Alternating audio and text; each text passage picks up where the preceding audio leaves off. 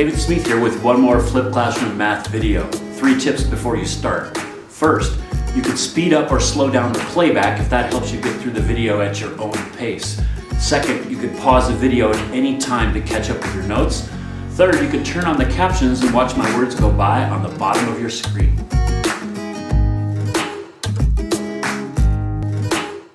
Today's video is an introduction to the normal distribution. And before we get started, I want to tell you that the normal distribution is something that is out there in the world, and it arises out of a bunch of different types of situations.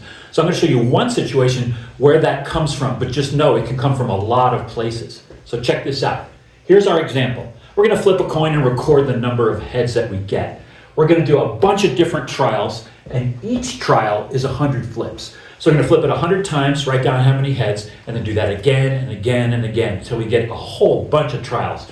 Maybe 500 trials, 1,000, I don't know. How many coins can you flip? Anyway, we're going to do that, and we recorded the number of heads each trial. So there's our situation. Now, if I were to graph the number of heads I got against the number of times I got that many heads, I would get a graph that would look like this. And as you would expect, 50 out of 100, that would be the average or the predicted value. That's going to be my biggest peak. So that's going to have whatever number that is. And then 48 and 46 and so on and so forth, you're going to get fewer and fewer trials where you got that number of heads. Till down in here, 10 heads out of 100, this is not that likely. So it might only happen just a few times. So the bars for that are going to get really small. And the same thing going the other way. Getting 60 heads out of 100, you're going to get that fewer times, 70 fewer, 80 fewer, 90 fewer, and so on. So the amount of times you get that many heads is going to drop off dramatically. This is a normal distribution. The way the outcomes are distributed make this bar graph. But what we do is we smooth it out and we draw this curve. And that's called the bell-shaped curve. Okay, let's take a quick look at a more abstract version of what we just did. So no experiment underneath this. Now we just have our bell-shaped curve. Let's do a little bit of definitions, set the stage, and then we'll do a calculation. So here's my bell-shaped curve. Now the interesting thing about a normal distribution is the mean, the median, and the mode are the same. So mean is like average, median is the middle value, and the mode is the value that occurs most frequently. And with a normal distribution, they are all the same. Bell-shaped curve. Second thing is that the curve is symmetrical around the mean. So that means that this part of the curve, the left side, is the same as the right side. If we reflected the left across the mean, it would map up exactly to the right. So pretty cool. Nice thing. Finally, some notation. So check this out. Random variable x that follows a normal distribution, that's the n. Remember we used b for binomial distribution before. N for normal distribution. Mu, that's the Greek letter mu. This stands for the mean. And sigma is standard deviation. Sigma squared is the variance. So this is the variance. Okay, let me tease out just a little subtlety here. I gave you an example now that has some actual numbers. Random variable x is part of a normal distribution. The mean is 4.5 and sigma squared. So standard deviation is 3, variance is 9. Now, if I state it this way, it's the same thing. Here is sigma squared. This is the variance. So if you see just a number out there without a squared, you have to take the square root to get the standard deviation. And these are just our standards of notation. This is just how we do it. Okay, let's do an example that shows how we use this idea and this concept to do a calculation. And the nice thing here is that the calculation is all in the calculator. So, woohoo! You just have to understand what you're doing and where to put the right variables in the right place so that you get the right result from your calculator. So let's take a look. Random variable t is waiting time in seconds. Doctor's office, mechanic, whatever. And here's our problem. Random variable t is part of a normal distribution, so that's your clue as to what to do. 19.1 comma 3 squared. Average or mean Standard deviation is 3, variance is 9. Okay? So, first prompt, sketch normal distribution curve. So go ahead, pause the video and do that. It's just like before, but you can throw a number or two on there. Okay, so check this out. I just did my curve with my axes. I marked my mean, 19.1 time t in second. This is frequency, so how many times we'll get that number. And of course, the average is at the top of that frequency curve because that's the one you'll get the most. So on average, if you go to this particular doctor, you're gonna wait 19.1 minutes, or seconds. That's what we got, seconds. So 19.1 seconds.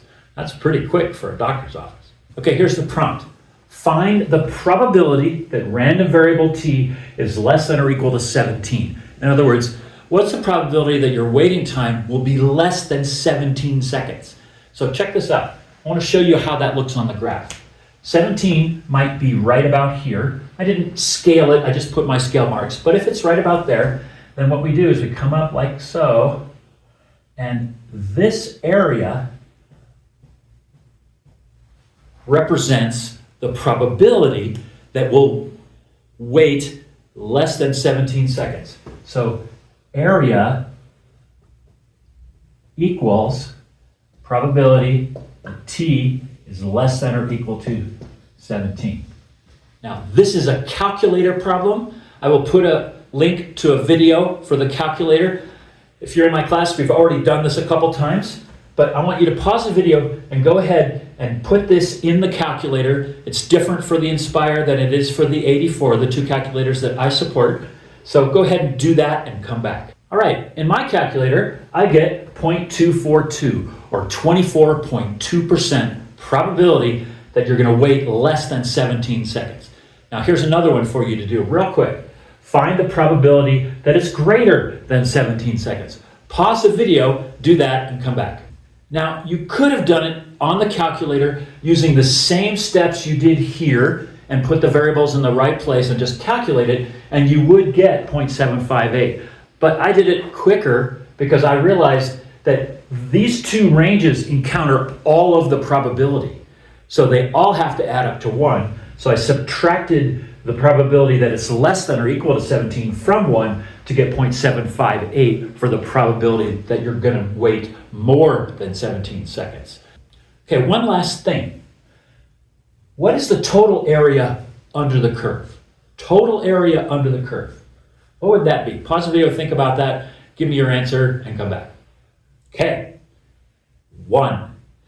If the area under the curve represents the total probability of a situation, then the entire area under the curve is 1.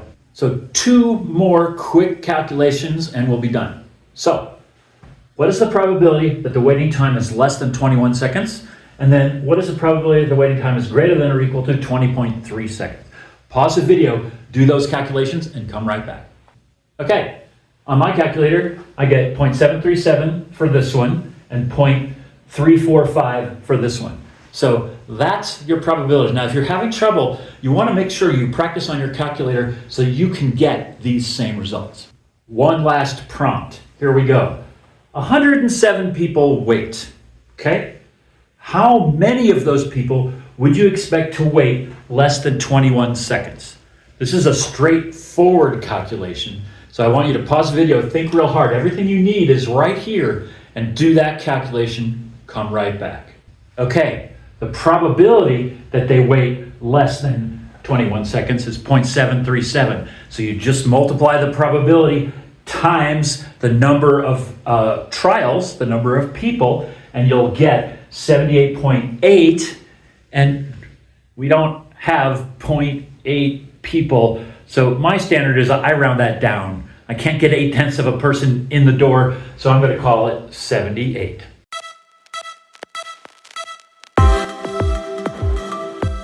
Now that you've watched the video, take a moment to jot down any remaining questions so you can ask them in our next class. If you want, you can come back and watch the whole video again if that helps deepen your understanding. If you enjoyed the video, please click like or subscribe.